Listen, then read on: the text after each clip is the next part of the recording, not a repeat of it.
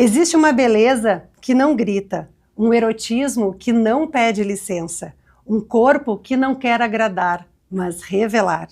No episódio de hoje, a poesia vem vestida de pele e o corpo vira papel, onde se escreve o que sempre tentaram apagar. Nossa convidada é poeta das palavras e das curvas. Uma mulher que escreve com desejo e ilustra com a própria pele. Ela nos mostra que não é preciso ser outra, nem seguir moldes para caber nos olhos alheios, para se sentir profundamente bela e inteira. Vamos falar sobre erotismo que nasce do encontro com a própria verdade, sobre o corpo como um território livre e sobre como a arte pode ser um grito, um gozo e uma cura. Está começando agora o próximo episódio de Tempo de Mulher.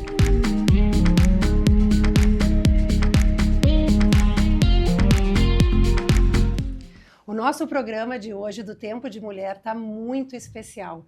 Particularmente, os poemas da Cláudia me tocaram desde o momento em que eu conheci.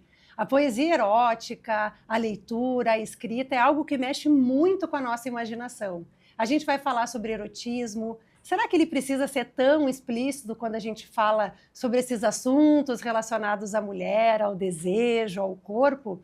A Cláudia, ela tem um processo onde ela passou a ilustrar os poemas com fotos que ela mesma tirou do próprio corpo. Essa é uma história que a gente vai querer muito saber.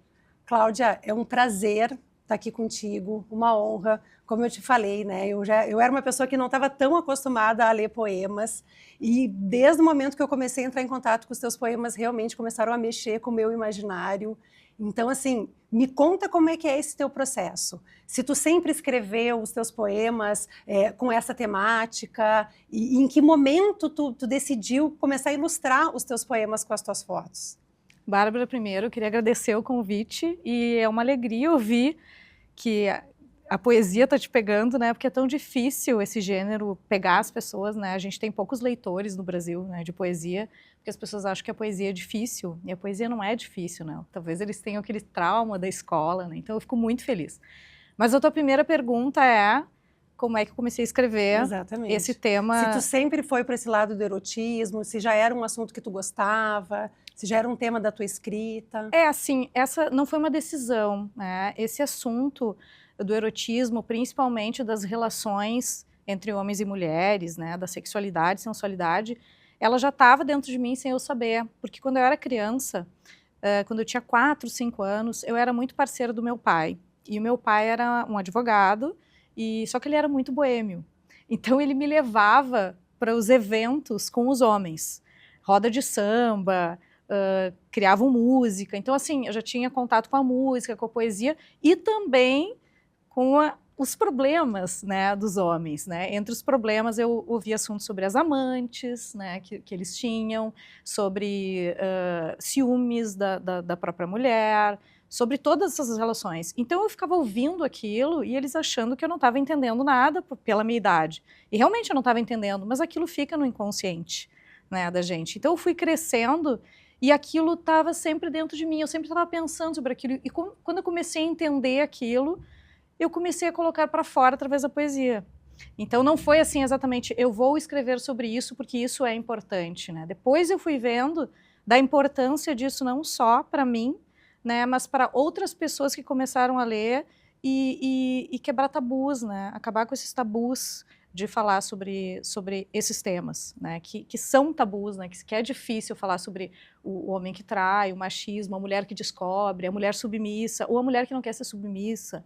Então esses assuntos ficaram muito presentes e eu vi assim que não tinha muita poesia falando sobre isso. Sim, e antes da gente falar do teu processo com as fotos, então todo esse discurso que tu ouvia, né, talvez desse machismo, que também eu sei que é um tema que tu tem um podcast também falando, né, com homens falando sobre isso, né, a gente vai conversar um pouquinho sobre isso, que é muito legal também. Então, foi uma forma que tu sentiu de dar um pouco de vazão para aqueles sentimentos que tu tinha? Isso te ajudou a elaborar, talvez, alguns sentimentos que tu tinha na época? Eu acho assim, ó, a poesia para mim não é terapia, mas claro que eu comecei... O que acontece? Os temas, eles ficam dentro de mim, né? O meu processo é assim, eles ficam lá E aí, uma hora, eles saem dali, né, de alguma forma, porque eu estou refletindo sobre aquilo. E claro que quando a gente reflete sobre algum tema, a gente também se transforma, né? Então, eu acho que sim, acho que assim, aconteceram transformações comigo. Eu não tive uma educação machista, então não era um problema o machismo, mas a sociedade sim, né? O entorno, os pais das minhas amigas, como eu nasci no interior, é pior ainda, né? As estruturas são mais machistas. Então, é claro que isso, né, foi um reflexo depois de colocar para fora, mas não foi uma coisa terapêutica, digamos assim, né? Ela foi uma necessidade de colocar esse assunto, também de falar sobre esse assunto, assim como eu falo sobre outros assuntos políticos, como eu falo sobre o cotidiano, maternidade, que também é um assunto super forte, né? Eu gosto de assuntos muito fortes, e esse era um dos assuntos que tinha muita força para mim. Sim. Teve uma coisa que me chamou muito a atenção nos textos da Cláudia, eu como mãe também, né? Então, a maternidade, ela te trouxe um vocabulário, um repertório também de experiências. Isso está bem presente em alguns textos seus, só que eu achei tão interessante essa brincadeira, né? Às vezes parece que a gente está falando de uma coisa, mas aí vai indo para um outro lugar o texto, assim. Isso que é tão bonito da poesia, né, Cláudia, de possibilitar esse imaginário. É muito bonito isso. E a maternidade tem muito de erotismo, né? E também tem essa coisa da mulher virar mãe, ela deixa de ser mulher, né? E a gente não deixa de ser nada que a gente é, né? A gente continua sendo mulher, continua sendo profissional, continua sendo amiga e mãe. Então essas coisas estão todas conectadas, né? Com o nosso erotismo, com a nossa sensualidade, a nossa sexualidade, né? Elas estão mais baixas, estão mais alta. Muitas mulheres abandonam, né? A sexualidade. E isso eu falo também muito. Outro assunto que eu falo, que é um assunto que as pessoas não falam muito, é a mulher que trai, né? A mulher também, né? A mulher que se vinga, ou a mulher que gosta mais de sexo do que o homem, às vezes sim, né? Não são aqueles padrões, né? Eu não sigo aqueles padrões, né, na poesia, que é assim, o homem a mulher é submissa, o homem que manda, ele é o provedor, mas eu critico, né, esses sistemas, porque é isso que a gente tem que fazer, né? A gente tem que olhar para esses sistemas e ver o que esses sistemas, o que eles podem trazer de bom ou não, o que a gente precisa romper, como machismo, né? Como nesse programa que tu falou que eu faço, né? Que onde eu converso com homens, para a gente debater junto com esses homens como é que a gente vai reduzir o machismo, né? Como é que a gente vai equalizar essa gangorra para não ficar tão lá em cima os homens e as mulheres estão lá embaixo, como sempre foi, né? E até hoje a gente sofre com isso. Sim, é aquilo que a gente fala, às vezes o óbvio ele também precisa ser dito. E a conversa, quanto mais a gente fala sobre isso, mais a gente ilustra, e de diferentes visões também, as coisas se tornam mais amplas, né? E as pessoas têm mais contato, discutem mais, falam mais sobre isso, se reconhecem mais. Então, isso é algo muito legal da tua obra, assim, que a gente vê, a gente se reconhece, começa a se olhar, né? E essa coisa da maternidade foi interessante ali, quando tu fala também sobre os seios, né? Que nutrem, né? Do leite. Então, é tão bonito, assim, porque aquilo pode ser tão poético. Talvez a mulher, naquele momento, ela não está nem se enxergando, né? E eu queria que tu falasse um pouco sobre esse processo. Como é que tu passou a te olhar e ver que era importante tu colocar o teu corpo para ilustrar as tuas obras? O processo que aconteceu foi o seguinte. Quando eu lancei um livro em 2010 que se chama Leia-me Toda, que foi o primeiro, que eu chamo de primeiro livro para uma editora, né? Que foi pela editora dublinense. E aí, nesse momento, eu vi que meu entorno não estava preparado para esse livro, porque eu recebi muitas críticas, eu fui muito julgada, porque o título do livro era Leia-me Toda.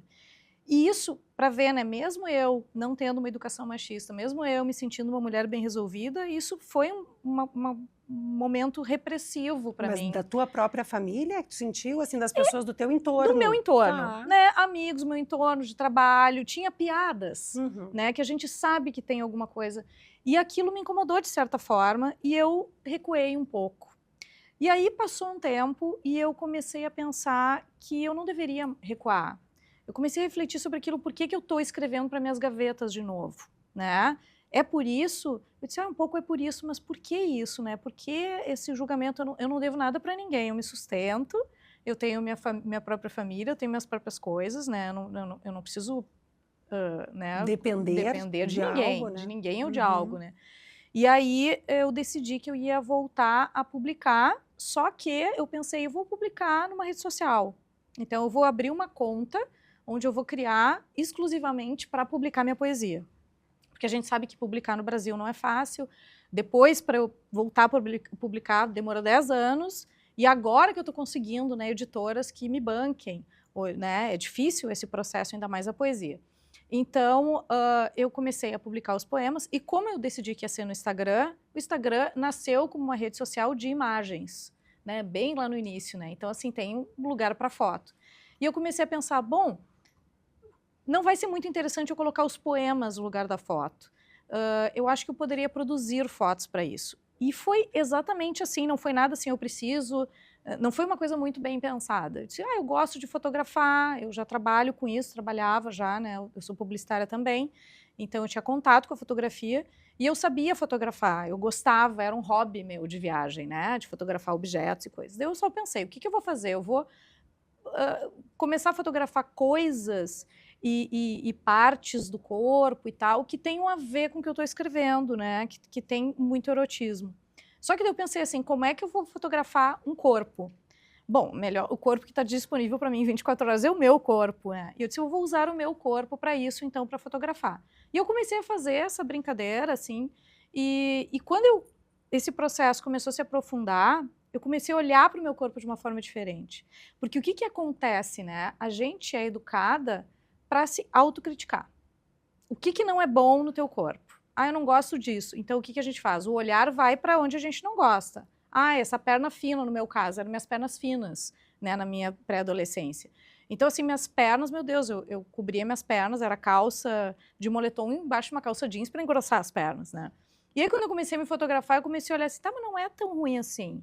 Mas tem essa parte do corpo que eu gosto, que eu gostei e eu nunca olhava para ele. Então, houve um processo de autolibertação do meu próprio corpo com o meu olhar. E aí eu comecei a colocar isso no Instagram, sabia que eu ia sofrer, né, com pessoas iam chegar lá, criticar o que a Cláudia está fazendo, outras pessoas iam achar que eu sou uma outra coisa, né, que eu estou vendendo meu corpo, que eu estou expondo meu corpo. E na verdade era um espelho, né? O Instagram para mim é o meu próprio espelho. Então até por isso assim que eu não sou uma pessoa que precisa, eu quero ter muitos seguidores, que eu faço um trabalho para ter muitos seguidores. Não faço, porque aquilo é só um lugar onde eu quero me olhar. Quem quiser olhar também que olhe, mas não é para isso, né? Então assim, o processo foi mais ou menos assim o início. Muito bonito, assim. E Cláudia, pelo que tu está contando, assim, a tua poesia, o teu texto, ele causa um certo desconforto para algumas pessoas. E, na tua opinião, assim, o fato de tu ilustrar eles com o teu corpo incomoda mais do que tu só ficasse só com as palavras? De trazer o corpo, isso trouxe ainda mais, um fervor ainda mais para quem te acompanha, assim? Eu acho assim, que chama mais atenção, né? A imagem é mais fácil, né? A imagem olha, bateu o olho e entendeu. E tem um preconceito, né, de que a mulher que se expõe, ela tá querendo alguma coisa, né? Que nem a roupa, né? A mulher às vezes, é julgada, mas o cara te agarrou, também, né, com essa roupa.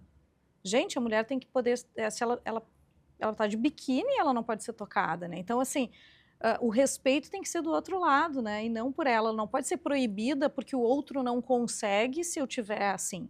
Então, existe isso sim, né? Tem um olhar. Por isso, as pessoas me confundem muito, ficam pensando assim que a minha vida pessoal é aquela ali. Inclusive que tudo é autobiográfico, né? Cláudia, como é que tu fez isso, fez aquilo, tá, e aqui, e é o teu corpo mesmo?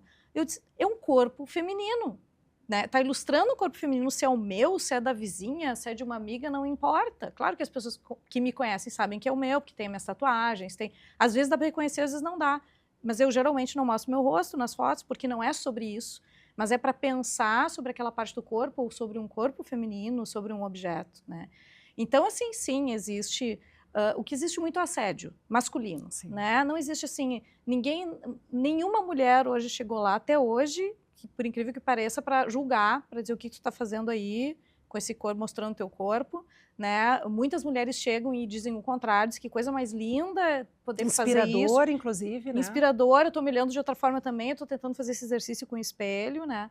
Mas existe muito assédio, né? Muitos homens que chegam lá elogiando o corpo de uma forma, às vezes, um pouco grosseira, tanto é que eu removo muita gente. Tem esse cuidado de ir filtrando. Exatamente, eu removi muita gente porque, assim, é perda de tempo, às vezes é tão grosseiro e tão baixo nível que eu acho que não tem que dar palco para esse tipo de gente e nem tomar meu tempo.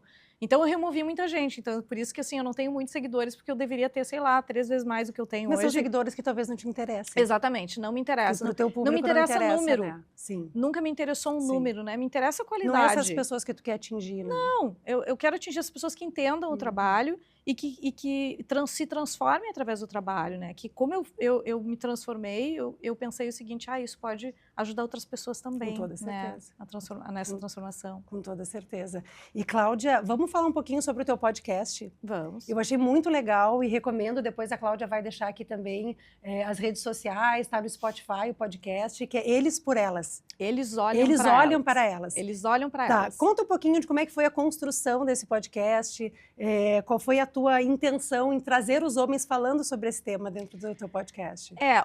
Foi o convite de um diretor, né, para eu fazer um programa para falar sobre os meus assuntos que ele disse que achava muito interessantes e tal. Que era muito interessante quando eu falava do machismo, que eu era muito contra o patriarcado, né? Eu disse, bom, a mulher que não é contra o patriarcado, ela está perdida, ela vai perder mais o espaço. Mas quando ele convidou para eu falar sobre isso, eu pensei assim, mais um podcast onde eu vou conversar com mulheres sobre os homens e vou afastar sempre as mesmas coisas, e afastar os homens, sim, né? Sim. E falar que os homens não prestam, que os homens estão... E eu não penso isso, porque eu sempre digo assim, eu gosto dos homens, né? E eu acho que os homens também se perdem nesse mundo machista, também é ruim para eles. E eu acho que para a gente reduzir, equalizar essa gangorra, como eu comecei a falar no começo do programa, a gente precisa conversar com quem propôs esse sistema, que é o homem. Né? É o homem hétero, branco, principalmente. Né? O poder está ali. Então, eu tive uma ideia, né, quando ele falou comigo, eu acordei um dia e disse, tive uma ideia, eu acho que vou falar sobre machismo com homens, onde eu vou conversar com homens, e não é uma entrevista, é uma conversa. É um bate-papo. Como é que a gente vai... O que tu acha da mulher livre, do machismo? Como é que a gente pode resolver isso aí? Qual seria a solução? Então, eu comecei a entrevistar homens, exclusivamente homens, e a gente criou esse programa. Eles olham para elas. E eu vou te fazer uma pergunta bem específica do teu podcast. Tu sentiu verdade no que os homens estavam dizendo? Na maioria, senti. Na maioria, eu senti verdade.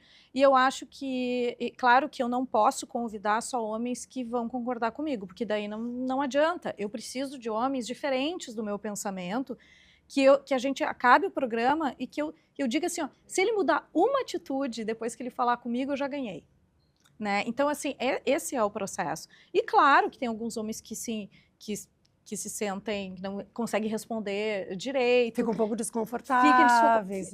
Porque eles assim, também querem seguir, como se tivesse uma resposta certa. E não existe. Quem sabe que ela está esperando que eu responda? Mas teve um dos episódios que foi muito legal, que um entrevistado, né, um dos homens, começou a falar sobre o pai e ele disse, meu Deus, eu nunca tinha pensado sobre isso. E eu ainda brinquei, aqui também é uma terapia, porque é sobre isso. Reflexão. A conversa, o diálogo é uma troca, né? Ela não pode ser só de um lugar onde eu digo e tu aceita e tu faz outra pergunta. Então, assim, é uma conversa que eu faço eles pensarem um pouco e eles também me fazem pensar, porque a gente também tem atitudes, às vezes, machistas. As mulheres também reproduzem, né? Eu também fui uma pessoa que reproduziu. Como é que tu vê isso, assim, atualmente, assim? Como é que tu acha que esse machismo está sendo reproduzido pelas mulheres? Eu acho que isso é cíclico, infelizmente, né? Então, assim, o conservadorismo voltou um pouco. Então, assim, eu acho que tem um medo também, porque, assim, é um lugar muito seguro, porque sempre foi assim. Né? Então, assim, sempre foi machista, sempre foi o provedor é o homem, a mulher obedece, a mulher cuida dos filhos, os filhos meninos, eles têm que começar a vida sexual cedo, a menina não. Então, assim, é uma coisa que já vem de geração a geração. Então, é muito fácil tu replicar isso sem pensar em mudar, porque a mudança dói, mesmo quando é para melhor. Qualquer mudança é uma coisa muito difícil. Então, ninguém quer passar por um processo difícil. Então, acho que esse é um dos pontos, né? E tem as ondas conservadoras, e tem a falta de reflexão, né? Tem um conhecido meu que fala assim, as pessoas não pensam 2 minutos sobre a própria vida, né? Então, assim, o que a poesia, o meu trabalho, esse podcast até pensa, né? Vamos conversar e vamos pensar sobre a vida e sobre o mundo, né? A gente está criando filhos aí, criando pessoas novas. Então, para melhorar para todo mundo, não é assim, vamos melhorar para as mulheres. Eu digo, o machismo também é ruim para o homem. O homem não pode fraquejar, o homem tem que sustentar. É chato, é ruim, sabe? Então, assim, e muitos homens não pararam para pensar. Vários amigos, eu conversando com eles, E eu comecei a dizer, gente, mas tu gosta desse mundo machista? Olha isso. É mesmo, né? E foram se dando conta. Não se dão conta, não trabalham para vencer, para sustentar uma família de 4 ou 5 pessoas, deles, né? que é o que esperam, e não questionam. E por que tem que ser assim? E por que uma mulher tem que depender financeiramente do homem? Ela não tem que depender. E nem o homem tem que depender da mulher ou tem que prover tudo sozinho, né? Eu acho isso, eu sempre pensei isso, né? E que isso, estou dando exemplo, né, da independência financeira, mas outras coisas, né, de funções em casa. A mulher que cozinha, lava a louça e arruma a casa. Não, né? Às vezes a mulher trabalha fora, o homem também trabalha fora e quem arruma a casa é a mulher. Então não está certo, né? Vamos dividir. Tu lava e eu seco. A gente e aí, juntos. onde é que sobra espaço para o erotismo? Aonde que sobra espaço para a sensualidade, para essa mulher se reconhecer, se olhar, se ela está sempre servindo? Exatamente. Como é que fica? Exatamente. Vai murchando, né? E daí, daqui a pouco, qual é a vontade, qual é a conquista, né? Porque, assim, a conquista masculina hoje eu acho muito mais a divisão de tarefas do que dar coisas. Do que, vou te dar flores, mas quem lava a louça é sempre tu.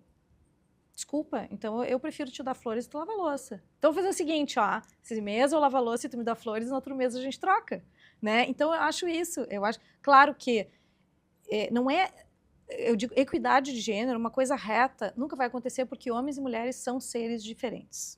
São muitas camadas, né, São Cláudia? indivíduos diferentes, são pessoas que têm diferenças físicas, têm diferenças biológicas, mas ela não precisa ser tão longe.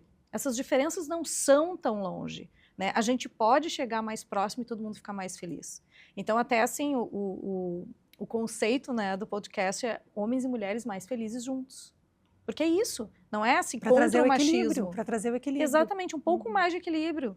Seja ele, né, não precisa ser perfeito. A gente trouxe aqui alguns exemplares de livros escritos pela Cláudia. Cláudia, conta um pouquinho sobre os livros, mas antes eu quero te agradecer por ter vindo aqui no nosso programa, o quanto que tu és inspiradora e o quanto que tu me inspirou, e eu tenho certeza que vai inspirar também a todo mundo que assiste o Tempo de Mulher. E fala um pouquinho sobre os teus livros, e a gente também separou uma poesia que a Cláudia vai ler para encerrar o nosso programa de hoje. Bom, então os últimos livros estão aqui, né, os meus mais recentes livros, As Partes Nuas, que foi lançado em 2021, que é uma editora do Rio de Janeiro, As Línguas São para Outras Coisas, que foi lançado em 2023 ou 2022. Esse nome é fantástico, né? As línguas, vou contar uma coisinha bem rápida. As Línguas São para Outras Coisas é um verso de um poema que está no livro As Partes Nuas. Então ele vem de um poema dali. E o mais recente, que é o Gatos Falando Alemão, que eu lancei agora em 2020, estamos em 2025, né? 2024, pela editora, pela Isto Edições. E aí tu me pediste para ler um poema. E então eu escolhi aqui um poema que não é assim um poema sobre sexualidade, né? Mas ele contém erotismo e é sobre falar sobre poesia.